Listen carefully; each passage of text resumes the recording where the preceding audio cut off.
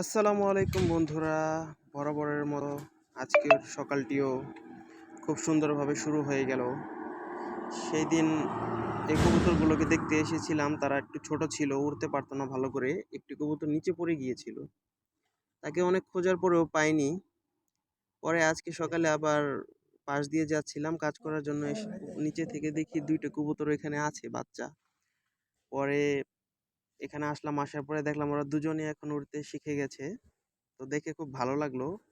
ওই দিন একটাকে না পেয়ে খুব টেনশন হচ্ছিল যে আমার জন্য কবুতরটি হয়তো মারা গেল বা কোথাও হারিয়ে গেল।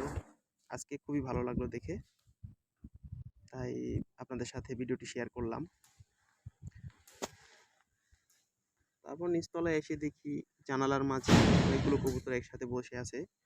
নিচে তাদের বাসা আছে এবং দুটি বাচ্চাও আছে। এখানেও ওই ওপরের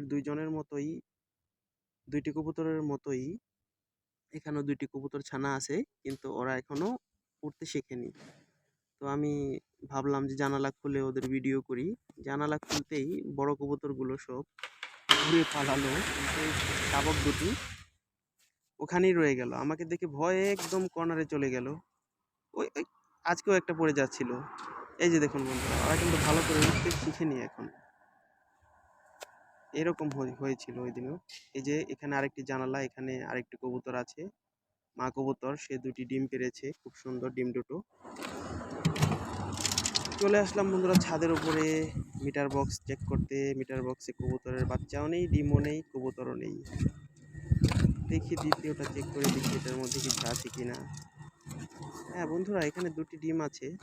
চলুন আরেকটির মধ্যে দেখা যাক ওটিতে কি আছে, বলা যাক। হ্যাঁ বন্ধুরা, এখানেও একটি ডিম আছে।